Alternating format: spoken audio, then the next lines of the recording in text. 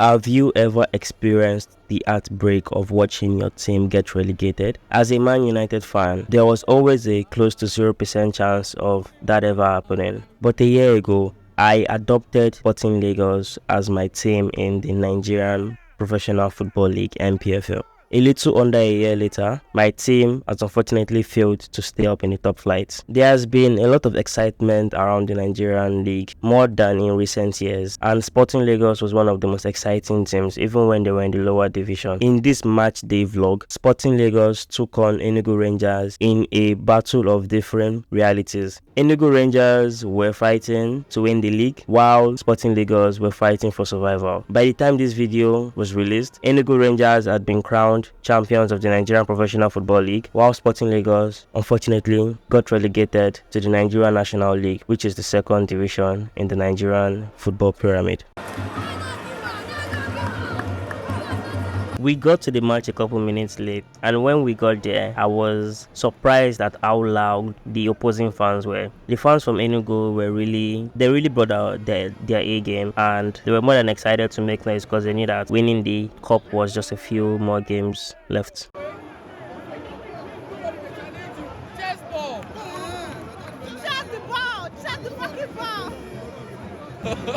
What's the prediction? 2-0 spots. Which will be the spots now? How about you? Spotty 2, Rangers 1. My friends Ezekiel and Bolu were more than excited to get in on the action, and safe to say that their predictions were a long way away. If you look at the faces of most of the fans around the stadium, there was a sense of sadness and a sense of realization that the game might be over soon. By the game I mean Sporting Lagos time in the top flight. For most of the game, Sporting Lagos, especially in the first half, played a bit. We tried to match our competitors from Enugu, and the away fans were more than excited. They made a lot of noise. They were louder than the home fans, which was sad in itself. Unfortunately, as much as I love my Sporting Lagos, I watched the match intently and I could not make out any sense of direction from the team. It was like watching Super Eagles under Finidi George. There was a sense of free fall, everybody doing what they wanted to do. I wondered what was going to happen if a rogue shot came towards me. And it was a scary experience. I watched the match for like 80 minutes and I could not make out the tactics. We really got into the action. A lot of people came out. There were 10,000 seats at Onikon Stadium, and I'll say that a good 7,000 to 8,000 of them were occupied. And as the game went longer, more and more people came. I could not get over how picturesque the stadium is, especially the views of Marina, Lagos. It was just a beautiful experience seeing Lagos from that perspective. Looking at the people around us, there was no smiles. Enugu Rangers came close with a poorly taken free kick, if we're being honest. And each time the players went to ground, I was always scared and I shuddered within because I knew that they were landing on concrete. This is not actual grass, it's artificial turf. And each fall, each scrape, each tackle really felt like playing on concrete as a child. So far, so good. The Sporting Lagos fans haven't had a reason to be happy or a reason to celebrate. Lagos is an anomaly in the sports world because in most other countries, the best teams and the major success usually gravitates towards teams in the larger cities. But all through my life, I don't think there's ever been a time where the Lagos teams were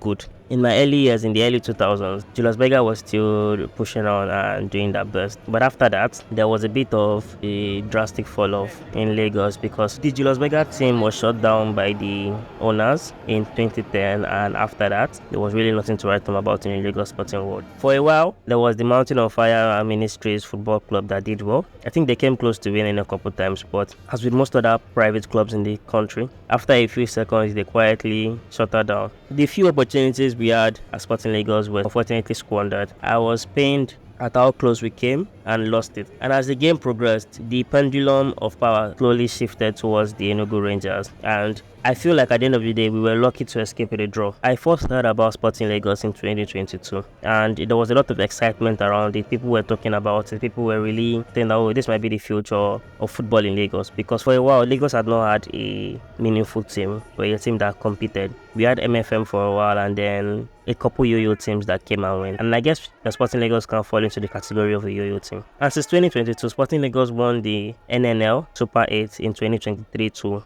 gain promotion to the top flight. And since then, there was a lot of excitement around the team. When they came in, the first few games were really good. We did not lose an home game till I think game week 28 or game week 30. We always did well enough to win or draw at home. And that's essential in the Nigerian Football League. You don't win most games.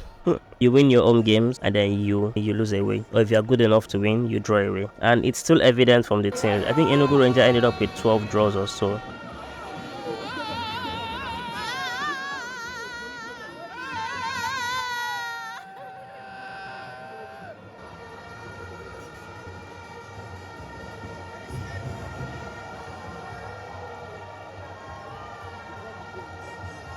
We just missed an amazing opportunity to score a free kick, and I strongly believe that we could have done more. Yes, I know it's easy to talk, but still, these guys are professionals, and I feel like probably might be a technical fault. This team did not play like they were at home. If you have a team close to you, whether it's an NPFL team or an NNL team, endeavor to go out one day, support, get into the action, buy a jersey if you can, do what you can to support, because it's not easy.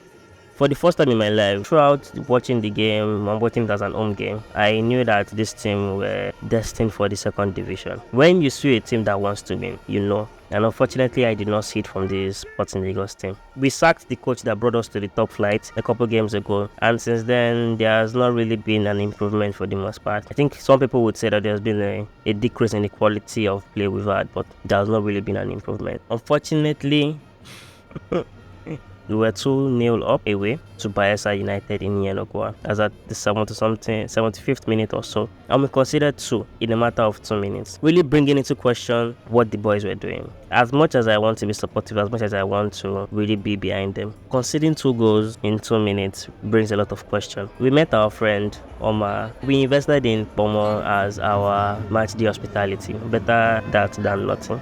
As much as I knew that the end was near, there was a sense of cautious optimism from me. I believed that, okay, we could do this, we could escape. All we needed was a couple draws here and there, win our next home games. Throughout the game, I felt like I was in the away end because the Enugu Rangers players were more comfortable on the turf, their fans were louder, and I think, apart from the happy corner, every other person was sat down. I was sat down, there was no noise, no chanting, people were just talking, complaining for the most part, and chilling.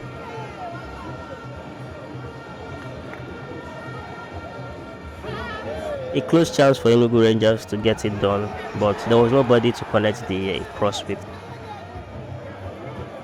I know for a fact that this is not the end of Sporting Lagos' story. Well, I don't know for a fact, but I hope that this is not the end of the story. We're going to be battling out in the NNL next season. I hope we bounce back immediately, and I would like to see what the rivalry with Inter Lagos would look like. It's really amazing to see the passion behind a lot of Nigerian fans. After the match, people were around, people were outside, were talking, were analyzing. Those that were angry were angry. There was a lot of shouting, and it's amazing to see this. Supporting a Nigerian team is not easy. It's easier to stay at home, watch your Man United, watch your Real Madrid, and the best footballers to offer. But in a league where everybody is struggling, there really isn't that much facilities. Coming out to support really goes a long way. Really shows that you are committed to being a football fan. The final whistle came, and the Enugu Rangers fans were more than happy. They celebrated because drawing away was as good as winning, or is as good as winning in the Nigerian league. It's very hard to win away because of how the league is structured. And if you win away, it shows that you're really, really ready to compete. If you draw away, even better. At the end of the game, all my friends were more than excited to come for future games. I think I successfully converted them to be real believers in the Nigerian league. This was unfortunately the last game I got to watch of Sporting Lagos in the top flight of Nigerian football.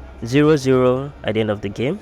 We were 1 point above relegation at the end of this game, but by the end of the season, we unfortunately failed to escape. The last day of the season, we were playing against Shooting Stars of Ibadan in Ibadan, and a 1-0 loss condemned us to the second division. And looking back, there are some things we could have done as a team, both on field and off the field, to avoid this, and we did not. It's painful to see that after all the effort that was put in, after all the optimism, Sporting Lagos got relegated. And I hope that when we come back, we become a perennial top flight team. It might not be feasible to start competing for continental football and want us to be perennial first team table, be the Crystal Palace of Nigeria in a sense. Thank you for joining me on this. Hopefully we'll be having more in the future. Ciao.